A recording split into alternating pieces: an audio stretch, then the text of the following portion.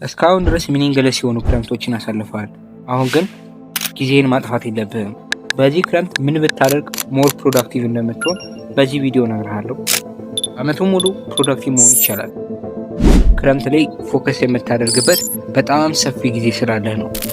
በዚህ ጊዜ የማይጠቅምህን የሆሊውድ ፊልሞች ከምታይበት አብረን ራሳችንን እንቀይር። ይህን ስል አሁን ላይ በሁለት ነገሮች ራሳችንን ዲቨሎፕ እናደርጋለን፣ ስኪል ኤንድ ፊትነስ። ስኪል ይህ ነገር ዲቨሎፕ የምታደርገውና ገንዘብ ሜክ የሚያደርግልህ ነው። ምድር ላይ በብዙ ሺዎች የሚቆጠሩ ስኪሎች አሉ።